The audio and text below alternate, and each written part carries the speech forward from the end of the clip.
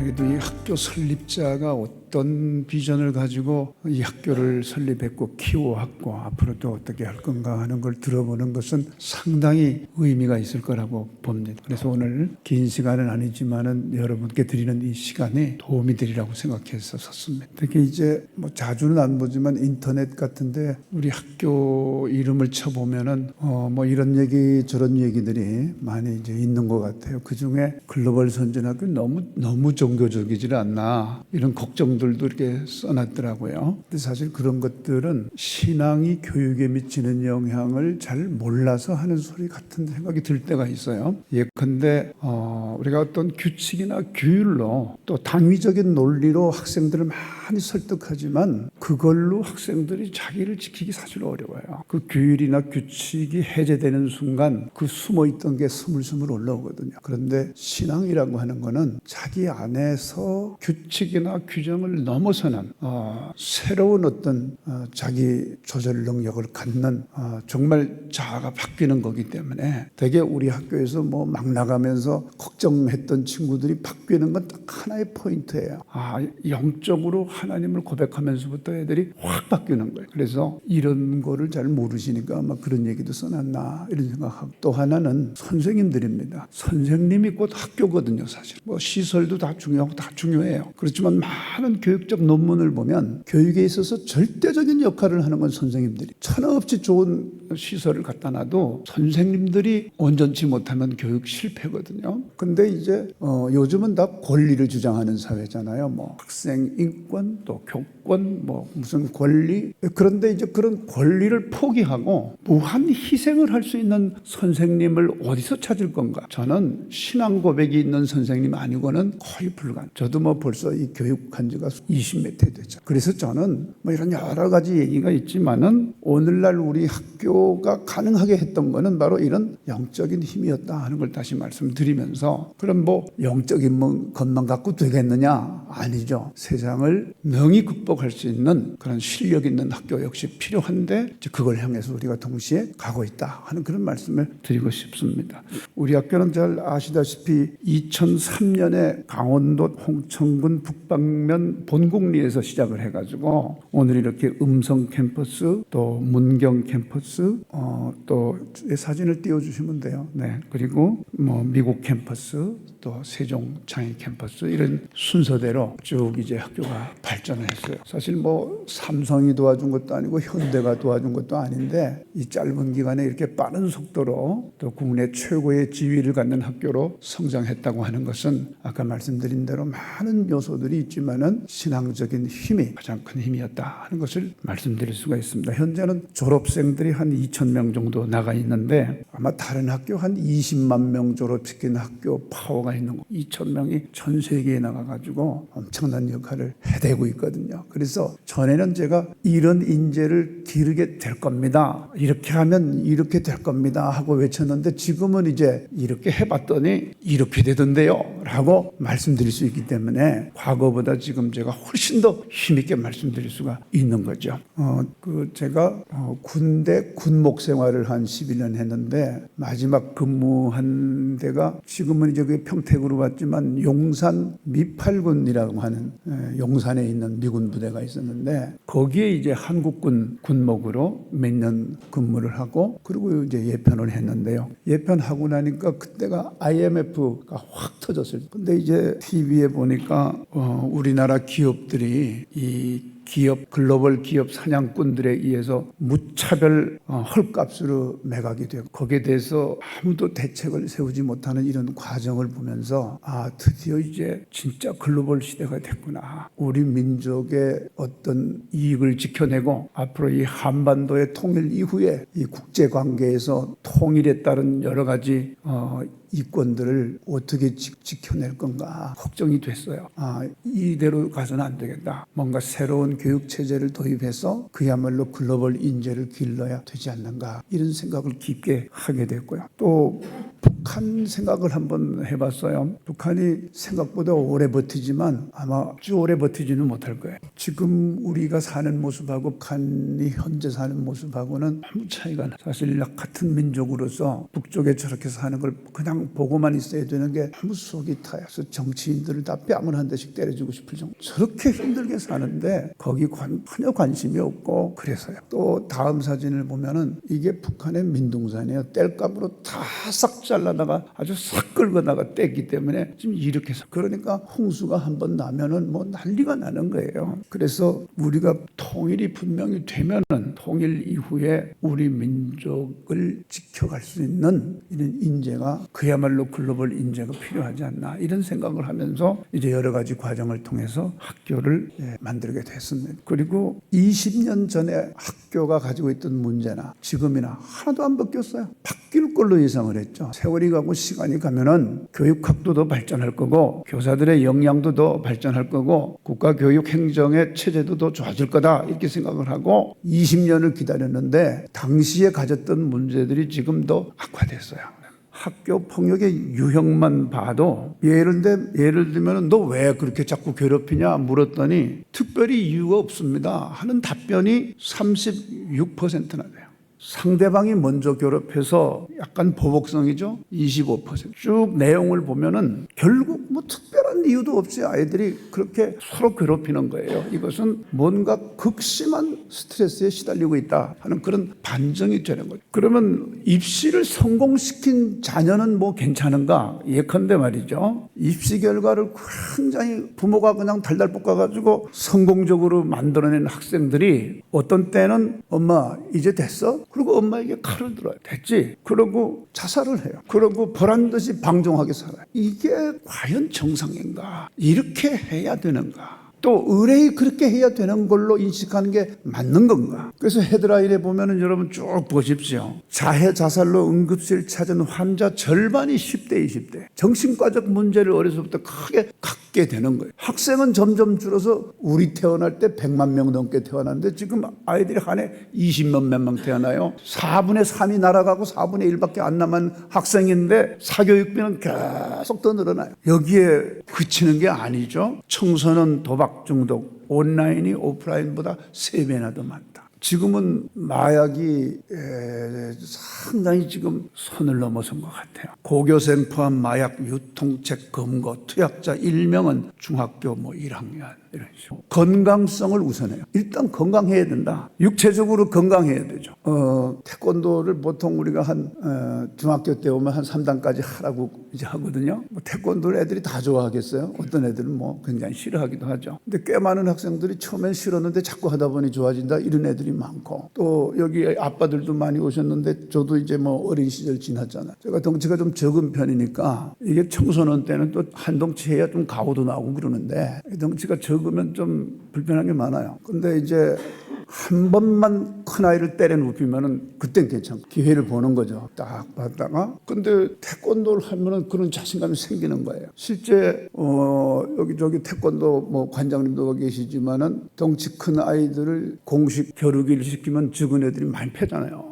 아주 공식적으로. 그러면서 자신감이 빡 생기는 거예요. 근데 인생 살아가면서 여러분 이 자신감이라고 하는 것은 굉장히 중요하거든요. 그래서 우리 학교 아이들 제가 2,000명 배출했는데 특히 여자아이들이 신랑들 요새 현찮거든요. 여자아이들 딱딱 지켜줘야죠. 이렇게 다 이렇게. 그러니까 여자아이들도 한 3단 정도 하고 나면은 아이들이 아주 포스가 달라요. 멋지죠. 그러니까 남녀 할 것 없이 우리가 육체적인 건강성을 지키는 하나의 수단으로서의 태권도도 돼요. 물론 그거보다 더 많은 교육적 효과가 있습니다만. 그래서 규칙적인 생활을 하면 육체적으로는 건강해질 수밖에 없는데 기숙사에서는 꼼짝없이 규칙적으로 살아야 되잖아요. 그래서 그런 면에서 보면 내 집에서 내가 데리고 있는 것보다 어떻게 보면 더 건강성을 확보할 수 있는 그런 교육 과정이 될 수 있다 이렇게 보고요. 두 번째는 정신적인 문제예요. 요즘 청소년들 한번 밖에 보십시오. 개심치레를 한 아이들이 많아요.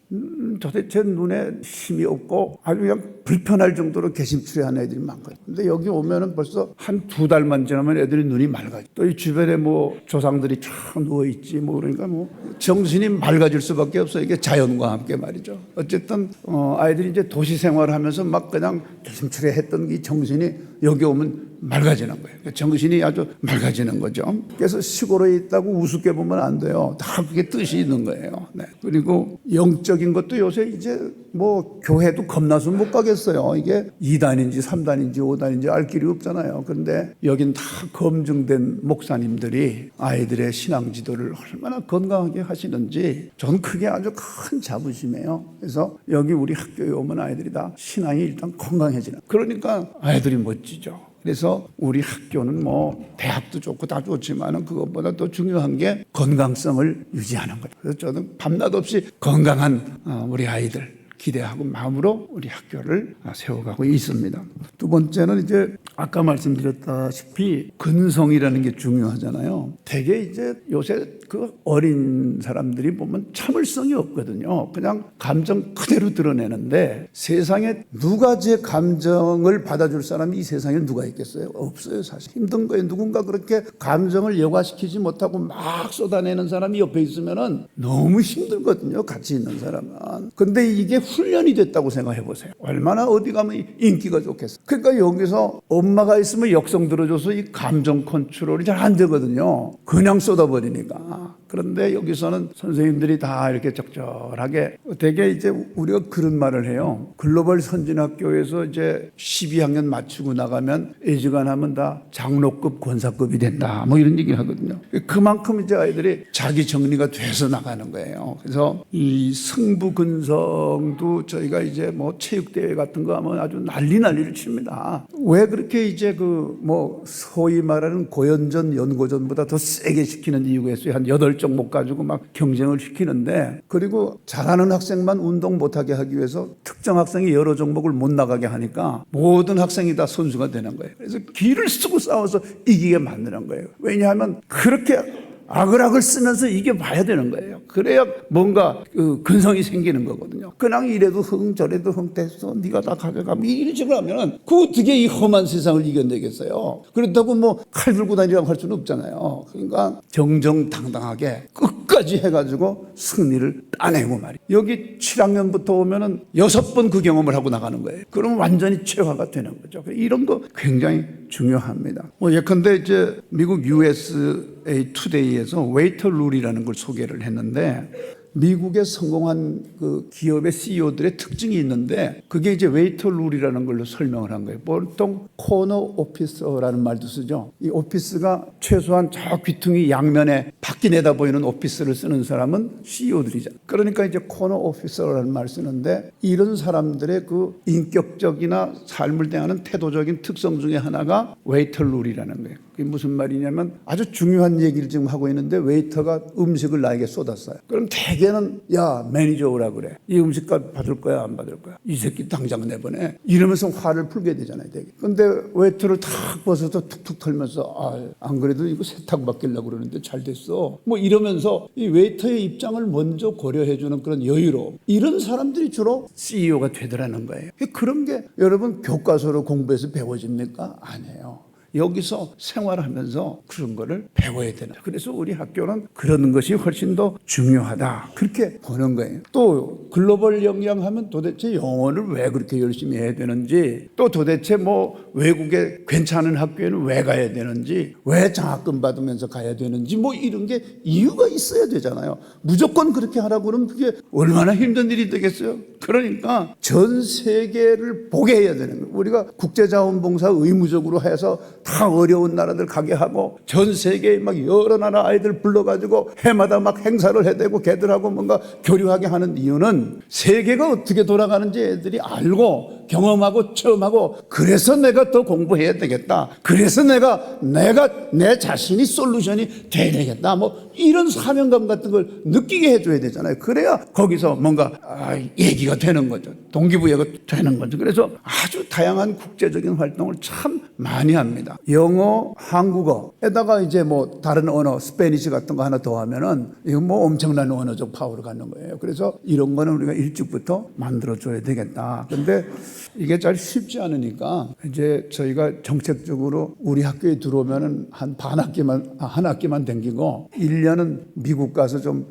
일찍 익혀가지고 와라 그러는데 이게 지금 해보니까 이제 올해부터는 그러니까 우리 학생들이 그 홈스테이를 이제 보내는 걸 했어요. 근데 준비가 채 안 돼서 간 아이들이 홈스테이 가서 힘들어 하는 거예요. 말이 안 되니까 배고프면 이렇게 해야 되고 뭐 자고 싶으면 이렇게 해야 되고 하니까 얼마나 힘들겠어요. 그래서 미국에 한 20개 정도 학교에 저희가 우리 아이들을 보내고 있는데 아마 내년엔 조금 더 정교하게 준비가 잘 된 학생들 위주로 보내게 될 텐데 이걸 하기 위해서 제가 지난 봄에 가서 17개 학교를 다 돌아다녔어요. 그래서 구축을 해놨습니다. 그래서 우리 학교가 아마 다른 학교에 비해서 좀 특징이 있다면 이제 이런 국제적인 관계에 있어서 네트워크가 충분하기 때문에 아이들의 필요에 따라서 이러저러한 네트워크들을 활용할 수 있는 이런 학교가 또 소위 말하는 이제 우리가 무슨 비즈니스로 하는 게 아니기 때문에 비교적 아주 저렴한 비용을 들여서 이렇게 할 수 있다는 게 큰 장점이다 이렇게 말씀을 드릴 수가 있을 것 같아요.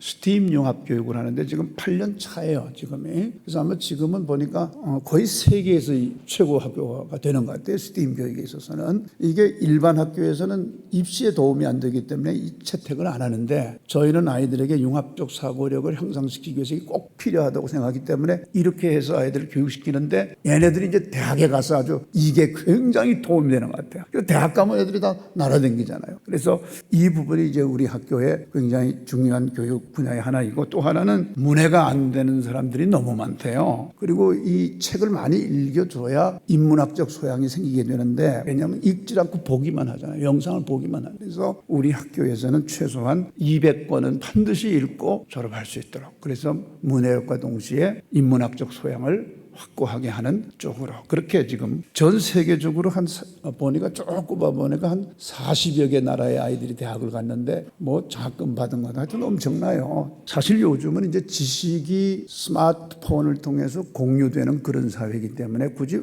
외우지 않아도 되는 사회잖아. 그런데 그럼 뭐가 인생의 승리를 결정짓느냐 하면은 이 바람직한 생활 태도나 습관을 잘 정립을 하면은 뭐 그냥 그 자체로 삶이 보장되는 거죠. 정서지능 건강 기반을 함양하기 위해서 정말 많은 걸 시켜요. 뭐 사진 자료만 보시더라도 아주 화려할 정도입니다. 이런 교육들을 시키고 있는 거예요. 학교에 스쿨 패밀리라는 게 있는데 선생님들이 부모 노릇하는 거거든요. 그 선생님들이 다 아이들을 이제 그냥 교사와 학생 관계가 아니고 부모와 자녀 관계로 하는 제도가 있는데 이게 뭐냐면 애들이 잠시라도 이제 기숙사에 와 있으니까 혹시라도 부모 사랑을 결핍될까 봐 선생님들이 부모 대신해서 사랑을 주는 그런 제도예요. 우리나라의 출산율이 너무 떨어져 가지고 학생들 데려오는 게 쉽지 않으니까 이참에 잘 됐다. 아예 외국 아이들을 잔뜩 데려와 가지고 이 안에서는 영어 안 쓰면 안 되도록 하는 게 차라리 낫겠다. 이렇게 해서 지금 열심히 외국 학생들 데려오려고 요즘은 많이 제가 여기저기 외국에 돌아다니고 있어요. 마침 말이죠. 최근에 제가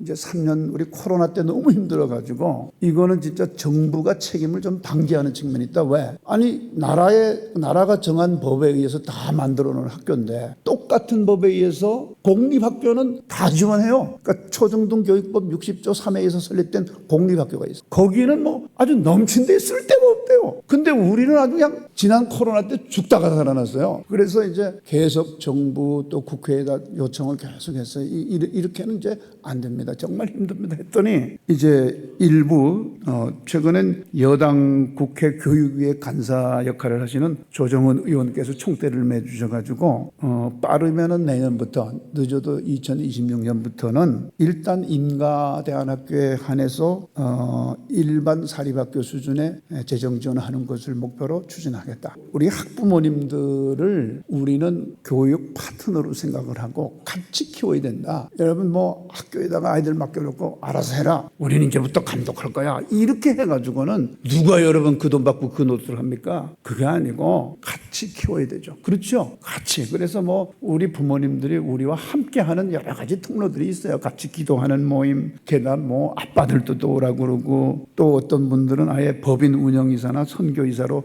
아예 들어와서 여러 가지 교육 정책을 같이 논의하기도 하고 또 이제 올해부터는 할아버지 할머니들도 오라고 그래가지고 Grandparents Association GPA 할머니 할아버지들이 함께하면 아이들의 GPA가 높아진다 뭐 이런 식인 거죠. 그래서 어쨌든 이제 우리가 다 같이 교육할 수 있는 그런 공동체를 만들려고 노력하고 있습니다. 오늘 긴 시간 들어주셔서 감사하고요. 저는 여기까지만 하고 다음에 여러분 학부모님 되셔서 또 뵐 수 있기를 기대하겠습니다. 감사합니다.